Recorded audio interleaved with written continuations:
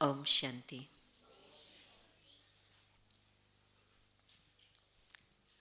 The path that we walk or fly on is the destination that we arrive at.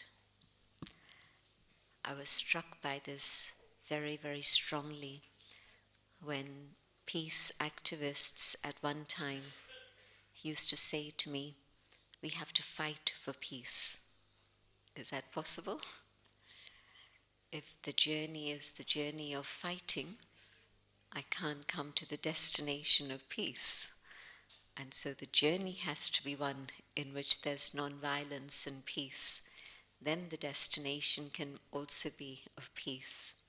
So it was at that time that I realized that the journey is going to determine the destination. And so we come to Baba, and for some it was the attraction of wanting to know God, and then Baba finds us and we realize that not only do we have God, but we have a whole big family also. In the scriptures they say when God came, he didn't come alone, he came with a family. And so that's the reality. But also, now that I'm following the path of truth, to what extent am I following it? And am I following it in the way that Baba followed the path of truth? And so definitely Baba arrived at the destination and has shown us the way also how we can do it. Baba followed the path of truth and reached his destination in 33 years.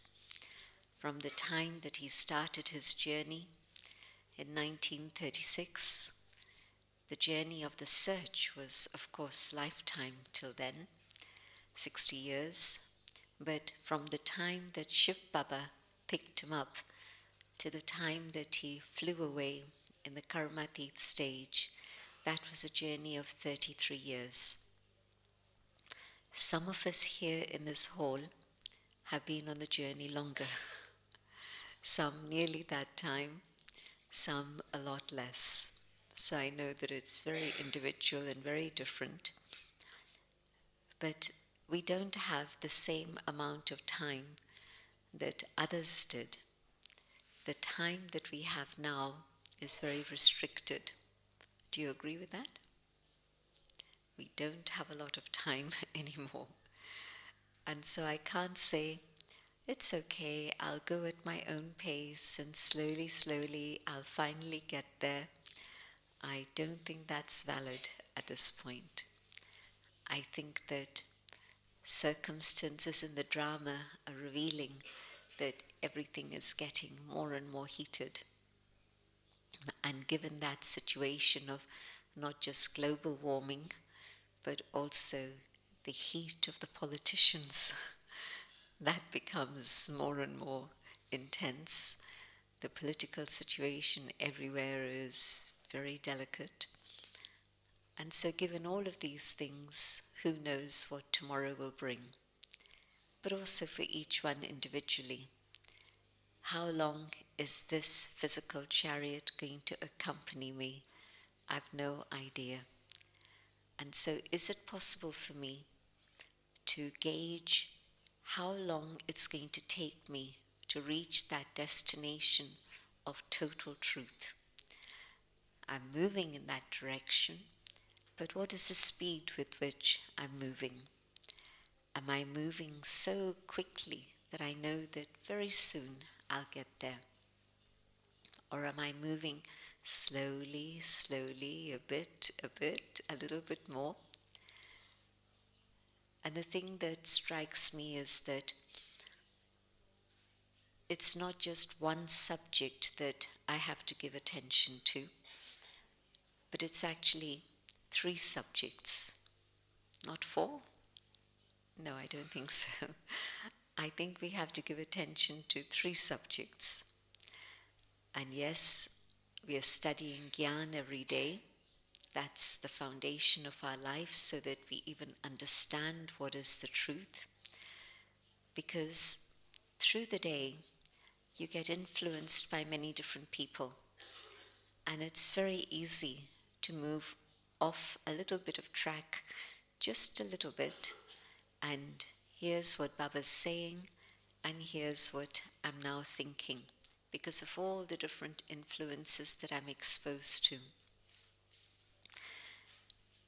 And then next morning, I hear Baba's Murli again. And literally, it's taking a dip in the water of the Ganges so that whatever dust has accumulated through the day and whatever tangent I've gone off on, Baba's Murlis remind me of what is the truth and what is it that God is saying as distinct to what a human being's saying. And so the benefit of the Murli every day, and of course the benefit of the Murli in the right atmosphere in Baba's home, in the university, even if it's a little tiny place, it's still Baba's university.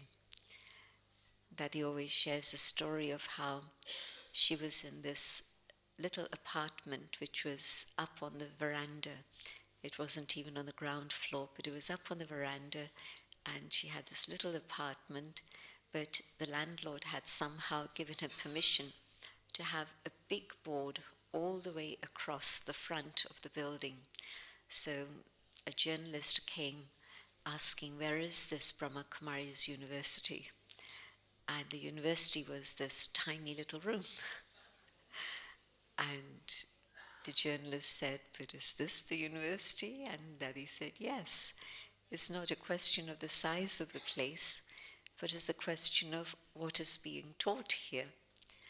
And so to be even in a tiny little center, but it's Baba's home, Baba's center, and the value of being in Baba's home, Baba's center, and studying the Murli every day there means that I'm exposed more and more to the truth.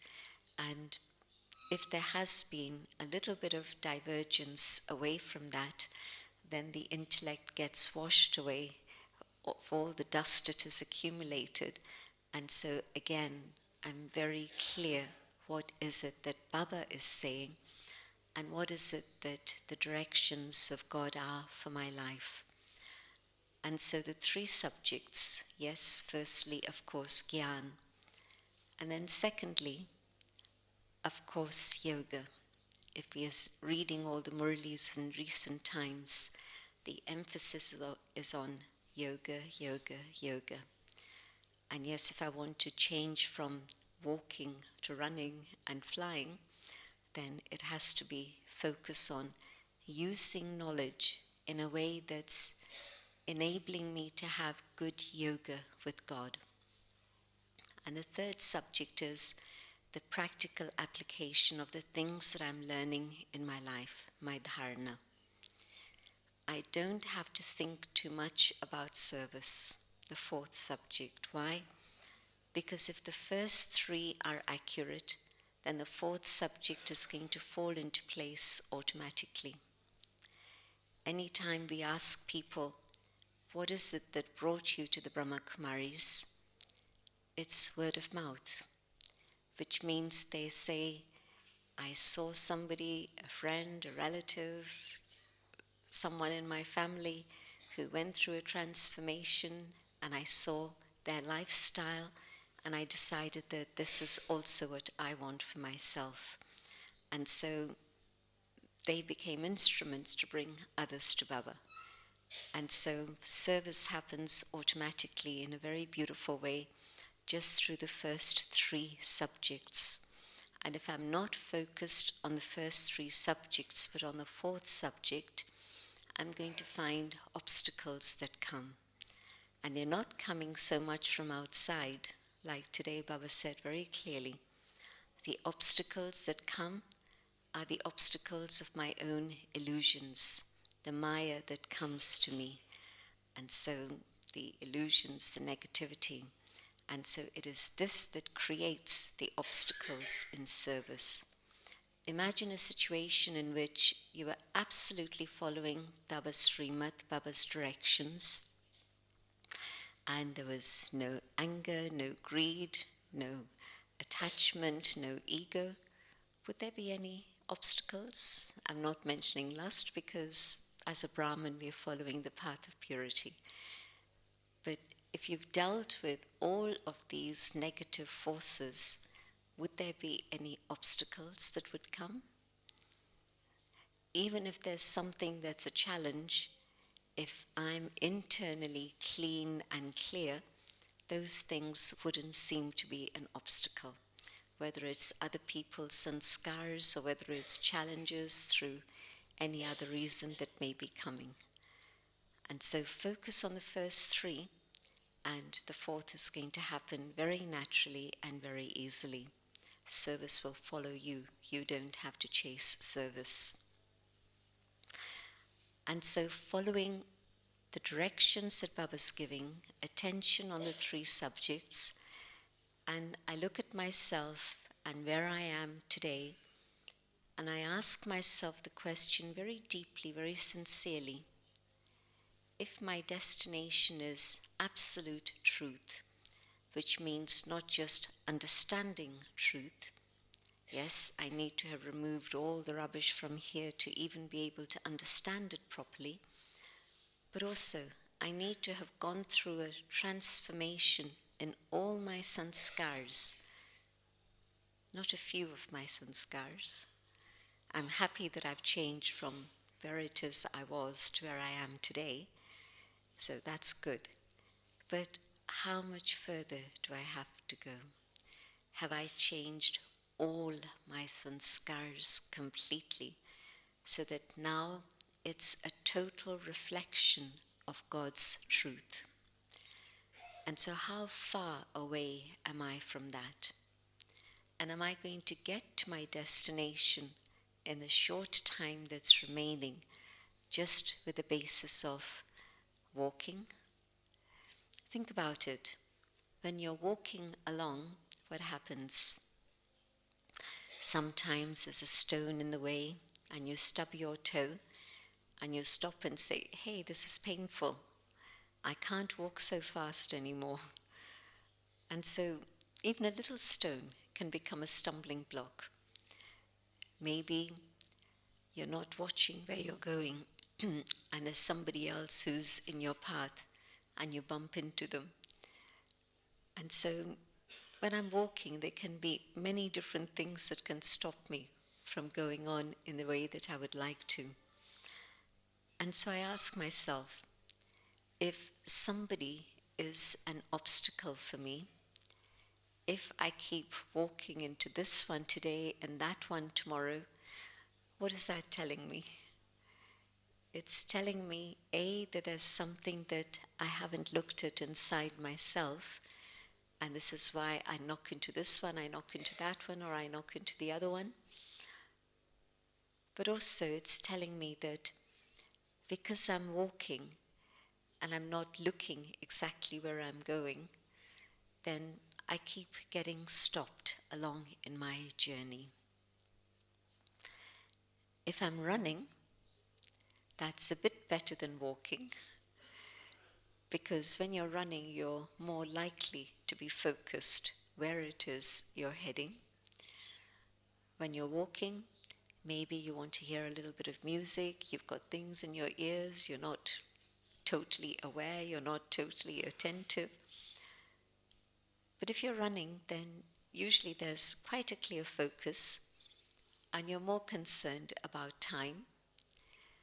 But maybe your muscles aren't so strong, and so you get a bit breathless, so you have to stop.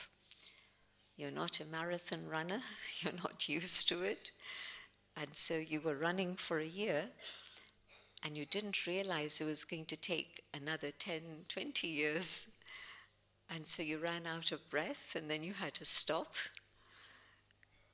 But if you say, I'm going to fly, and I think all of us have experienced the flying stage to a certain extent.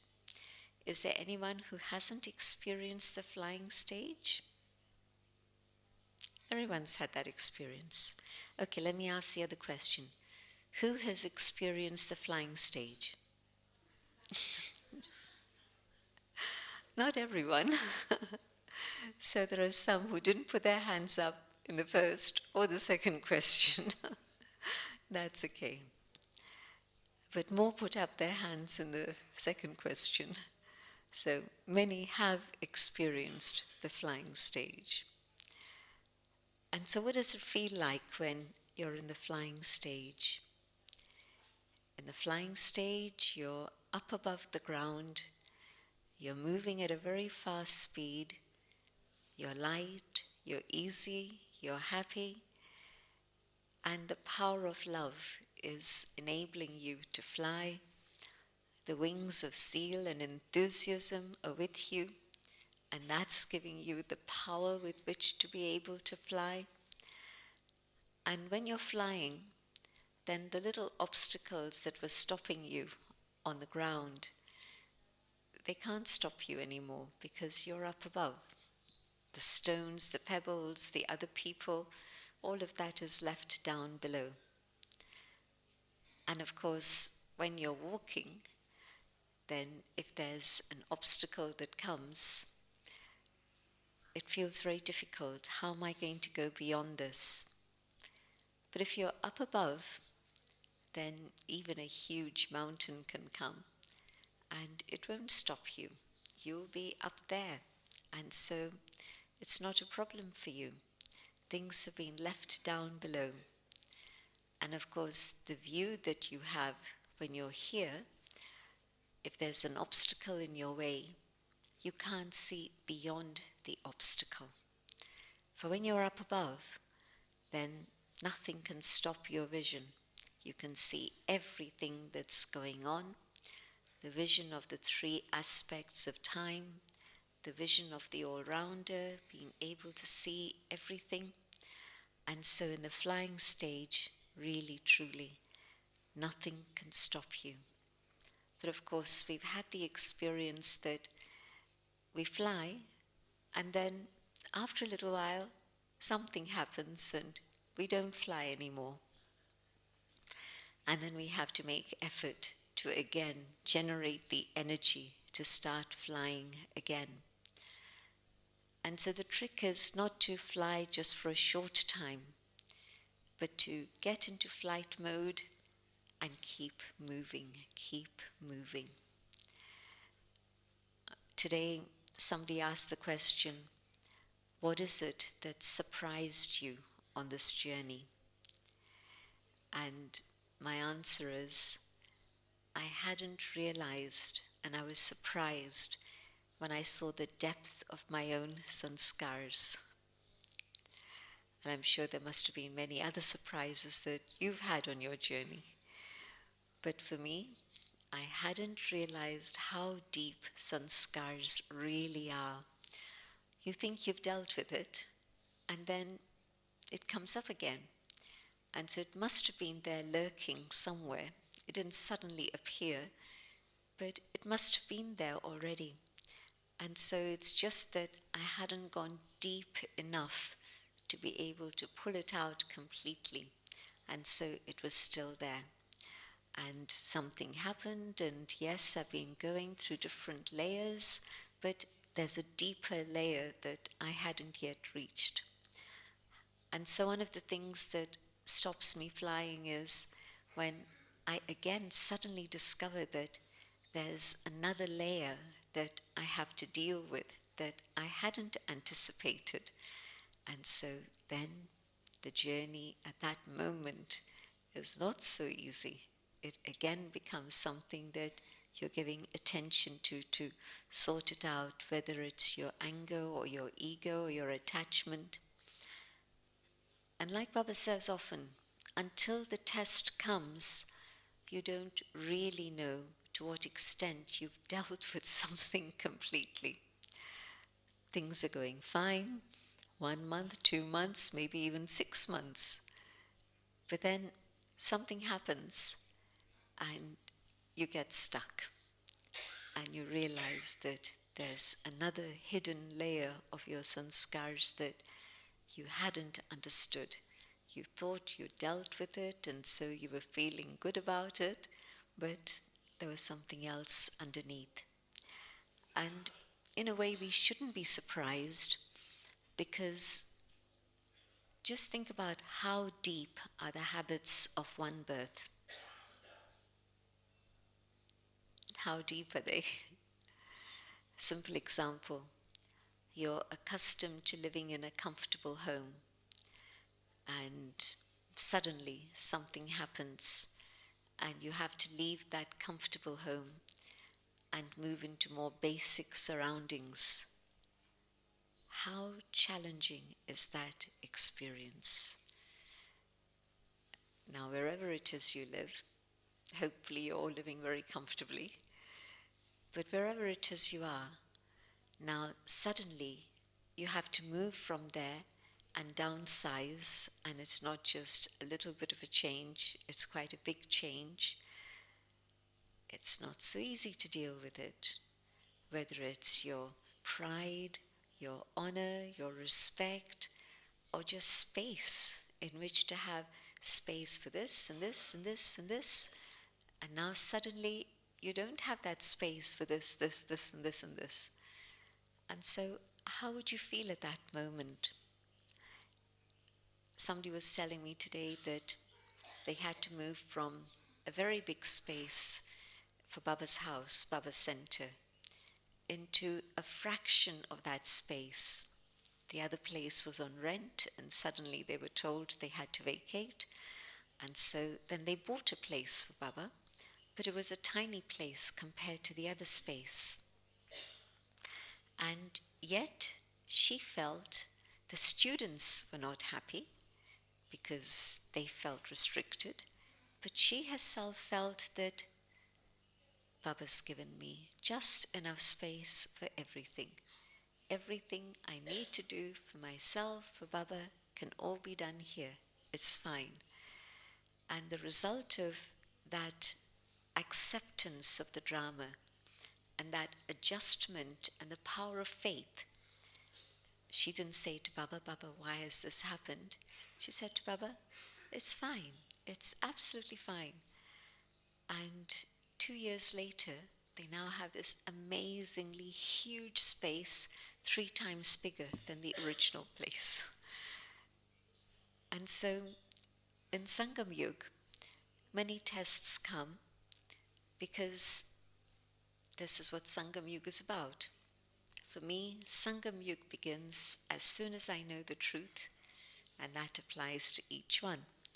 As soon as I know the truth, that's the moment when Sangam Yug has started. And then, following the path of truth, keeping Baba in front of me. Today it was very lovely. Shiv Baba's explaining, and this one is understanding, but yet both are explaining together.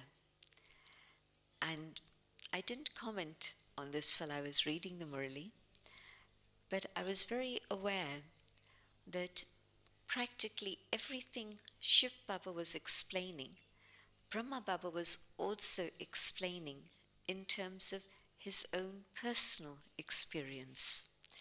There were lots of things that came in the Murli that were Brahma Baba's experience coming through.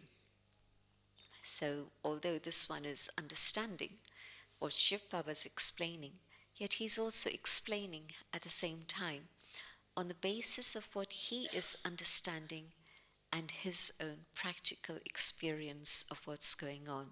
For example, the story of honey and how honey is purified only when you filter it, only when you strain it. And when you strain the honey, then what you're getting is the clear, clean honey. And I thought to myself, well, Shiv Baba has never done that. Shiv Baba's probably, yes, above, he can see everything, so he's maybe watched the process. But Brahma Baba has probably actually done it himself. So he's actually collected the honey, strained the honey, and seen the clear, clean honey, shining, golden honey coming through. And so Shiv Baba's talking about purification, and Brahma Baba's giving us a very practical example of how we can understand purification, how things have got mixed up and how we have to filter all the things that are the mixture so that the mixture remains and only that which is clean comes through. So, just through the whole Murli, what is it that Shiv Baba is explaining? Brahma Baba didn't know that he was the deity soul. Shiv Baba knew and reminded him, you are Vishnu, you are that deity soul. And Brahma Baba had to come to terms with, that's who I was, this is who I am now, but that's where I want to go again. And I don't think Brahma Baba ever walked or ran and became breathless and said, stop, I can't carry on, I need to catch my breath. And of course, being the pioneer, the one who was showing everyone else the way forward, can you imagine? It happens on the motorway sometimes when it's foggy. One car has a problem and brakes suddenly and stops, and there's 10 cars behind that come up behind and crash one into another, into another, into another. It happens regularly every winter, sometimes not even only in winter, even in summer. But one thing happens and cars come and they crash. So Brahma Baba the pioneer, and there were at that point 350 following him. Can you imagine what would have happened if Brahma Baba said, I'm breathless, I have to stop, wait a minute? What would have happened to all of them? They would have got stuck. And so Brahma Baba just kept flying from that first moment of recognition and faith. Why? Because Brahma Baba always just kept his vision focused on Shiv Baba and kept his vision focused on the destination. How many times in every single Murli does Baba talk about Lakshmi and Narayan?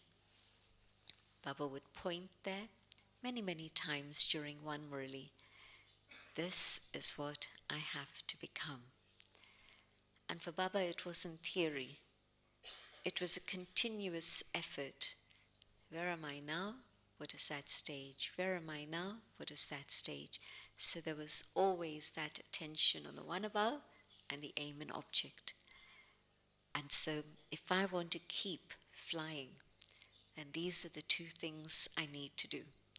My attention on God, and try it sometime. Whatever is going on here, just keep looking ahead. Instead of looking there or anywhere else, just keep looking straight ahead.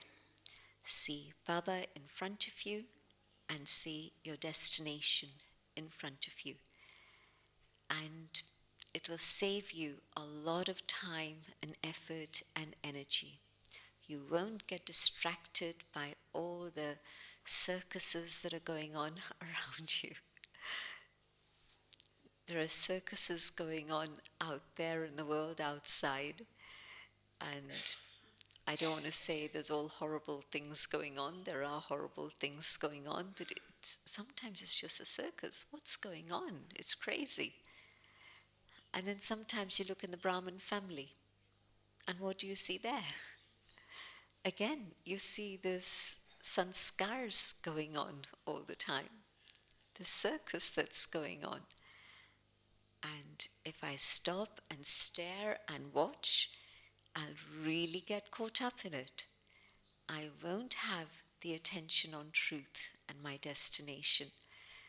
And so this is why Baba says, you know what is negative.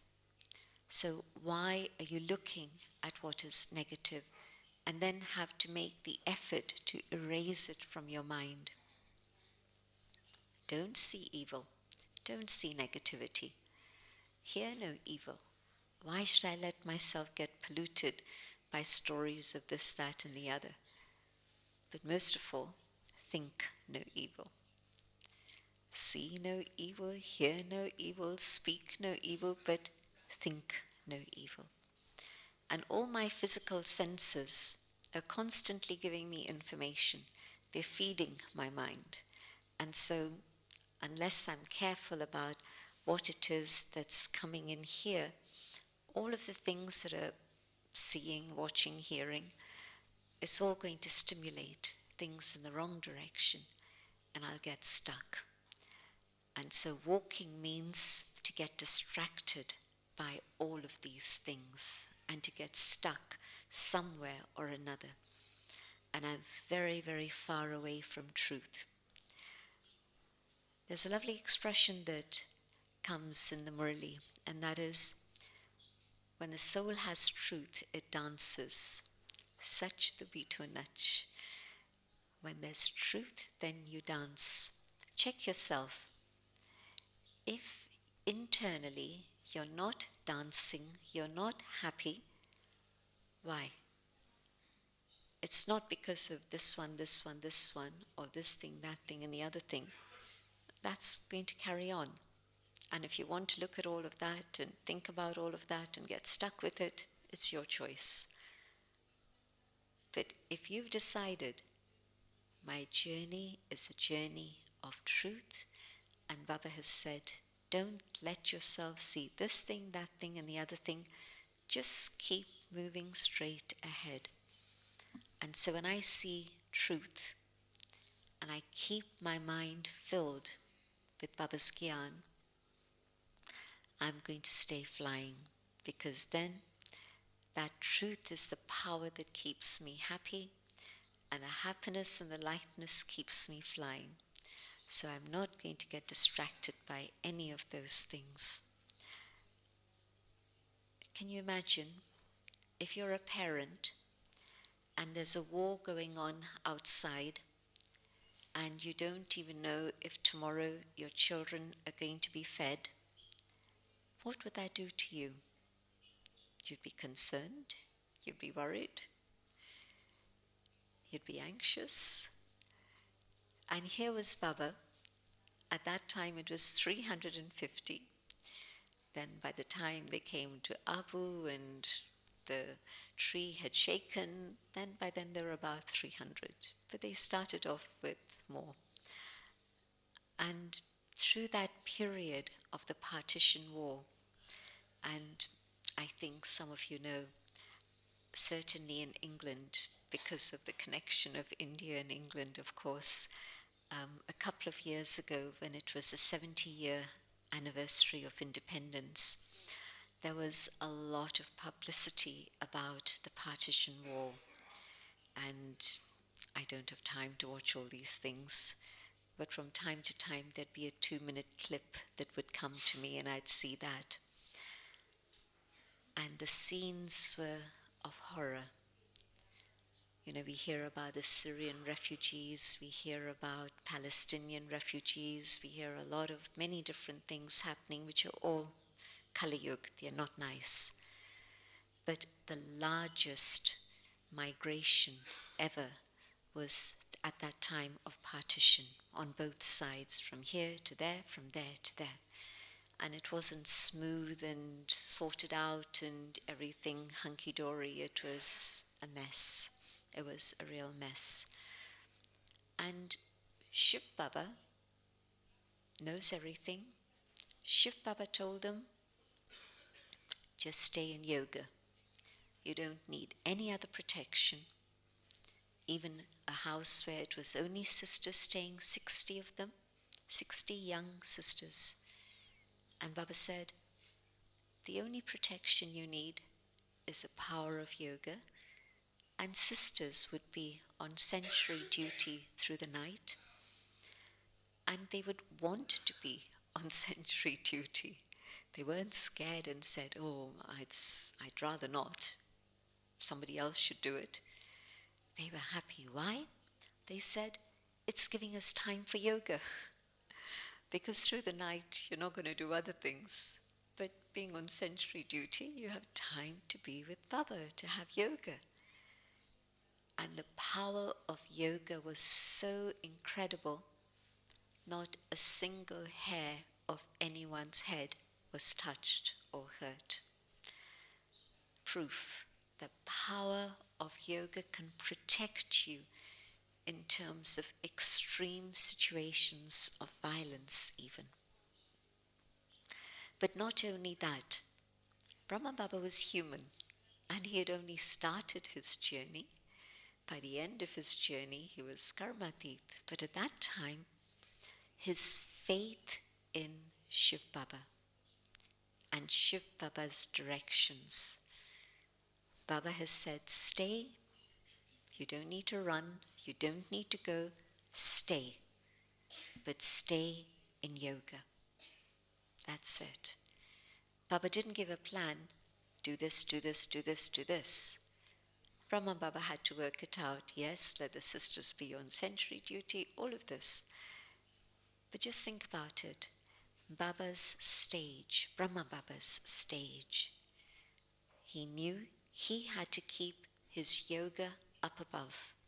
If he let his yoga come down to the level of worry, of walking or running, trying to have yoga, trying to make sure everything was okay, it wouldn't work. And there was nobody to tell him these things. Nowadays we talk about these things. We have all these examples in front of us. We have all these stories which are real stories, not novels and imagination, but reality. Truth is real, reality. So these are the things of our story, our history, our ancestry. And so the power of truth at that moment and Brahma Baba's total faith in Shiv Baba, Sat Chit Anand. When the consciousness is filled with truth, then you're in a state of bliss. Baba just gave them lots and lots of programs to have yoga. And that yoga power kept them up above so that all the things that were happening outside were going on down below. But Brahma Baba himself kept his own flying stage, and that enabled everybody else to be inspired and do the same. But again, it was their total trust, not just in Shiv Baba, but also in Brahma Baba. And so that faith in Shiv Baba's teachings, the trust in Brahma Baba, that yes, truly, he is the mother and father, and we're going to be safe. It's going to be fine. And so this moment, when I'm walking, it means I'm worried, I'm concerned, I'm anxious, I'm afraid. Little things are going to get me stuck, and I'm going to get distracted by everything that's going on. But my faith in Shiv Baba, my faith in the destination, and okay, I start running. But when I'm running, I'm not used to going so fast. I get breathless and I stop. And what's happening behind me, they get stuck also. So Baba doesn't want me to get breathless. Baba wants me to take a lift and go up above and be in that stage where truly I'm flying on the basis of the experience of God's love. And I know that for most of us, when we first came to Baba, it was that experience of Baba's love.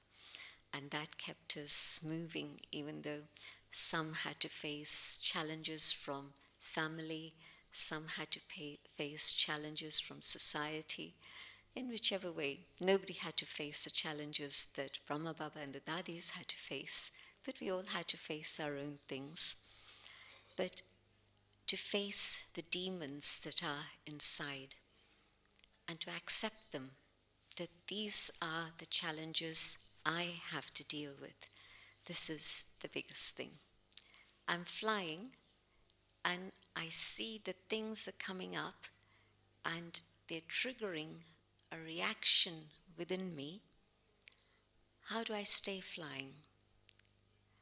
To be able to know myself so well that by now, however long I've been with Baba, by now I know what are the things that are going to get me stuck?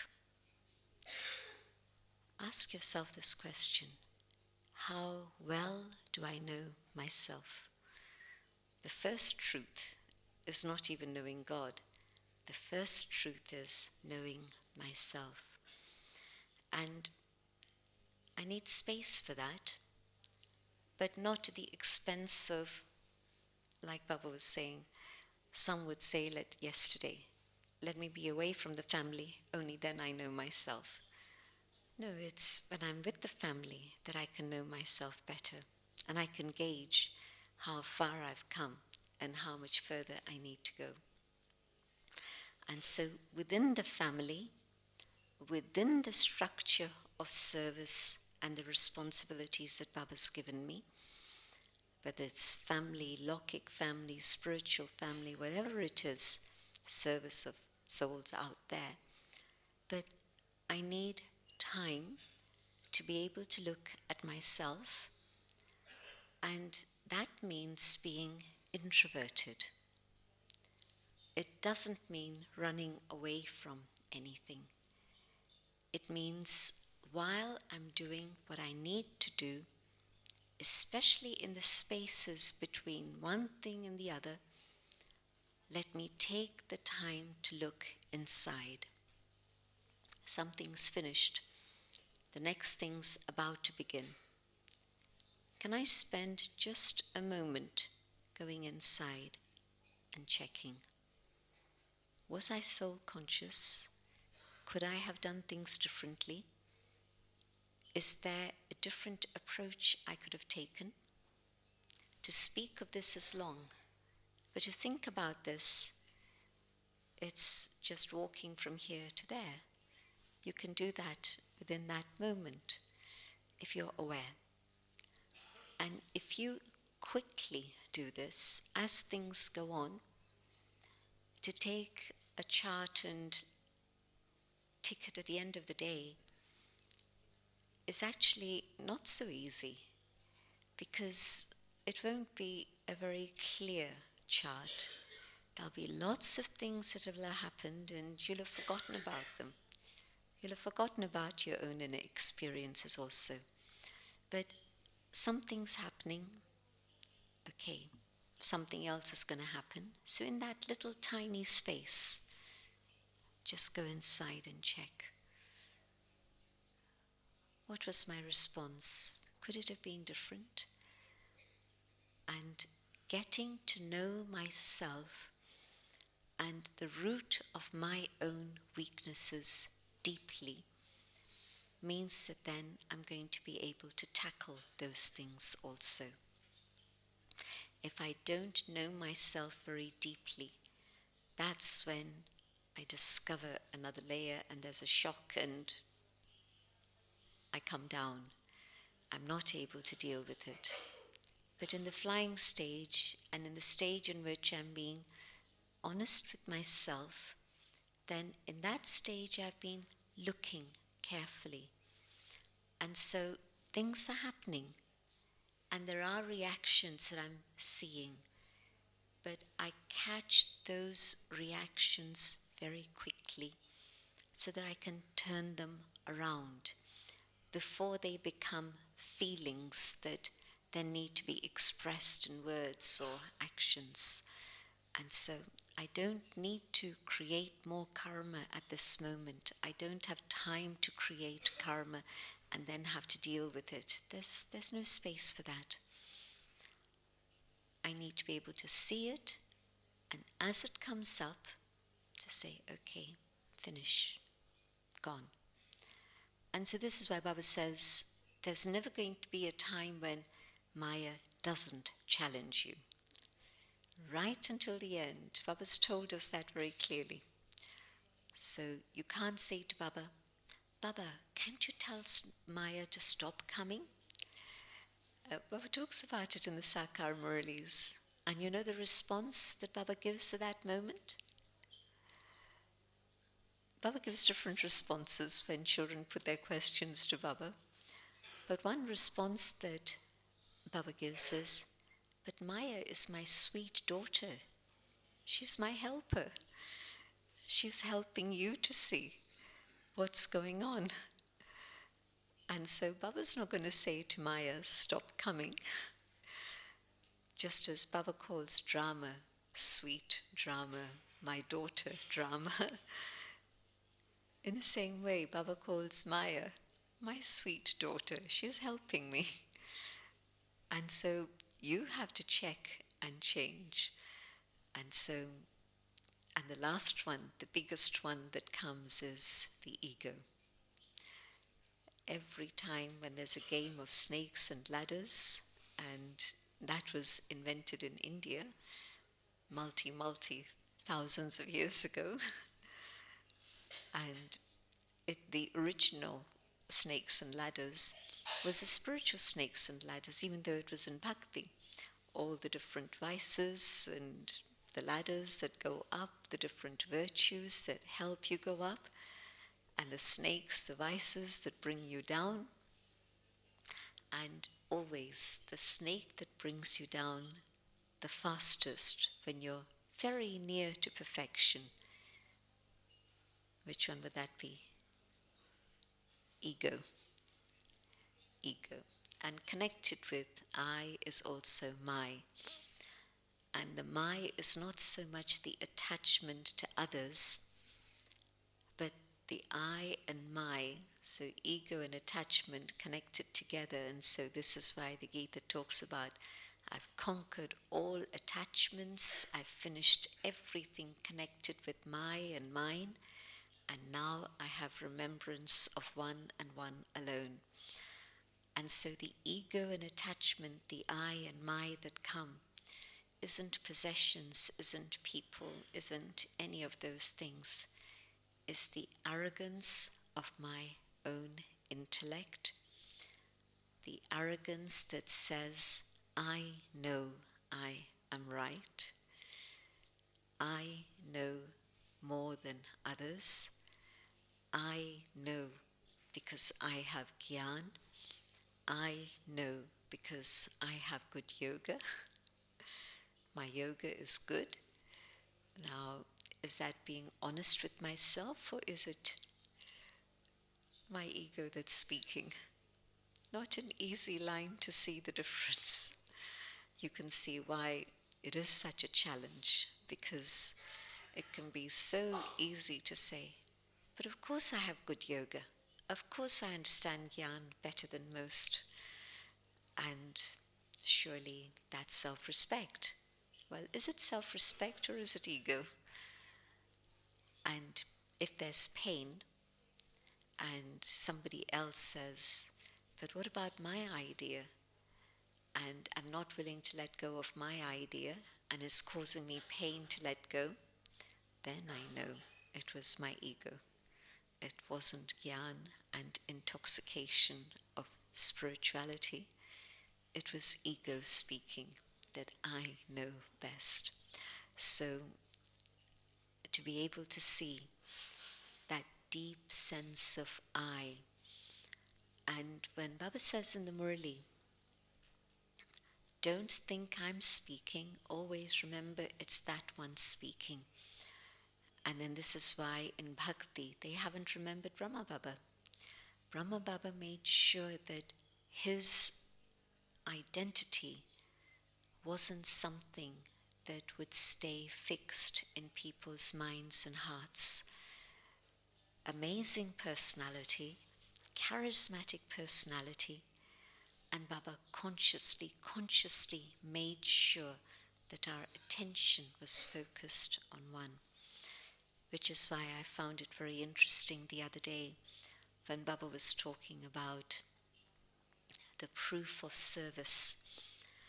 When I've done service, is it that people remember me, or is it that people remember God? Have I served them in such a way that I've connected them with God, or have I connected them with me and they're under the influence of my personality? And so the I, am I totally aware that it's God's knowledge that I'm sharing? I didn't have this truth. I wouldn't have been able to give 1% of this gyan. I didn't have it, it didn't belong to me. But it was truth that came from Baba. And I'm really, truly just an instrument to be able to share that truth. And the more I stay in that awareness of one, the easier it is for me to maintain this awareness of the truth. That truth comes from one. The path that I follow has to be the path that that one is showing me. The Dadis used to tell us, we can't give you Srimad. Srimad comes from one.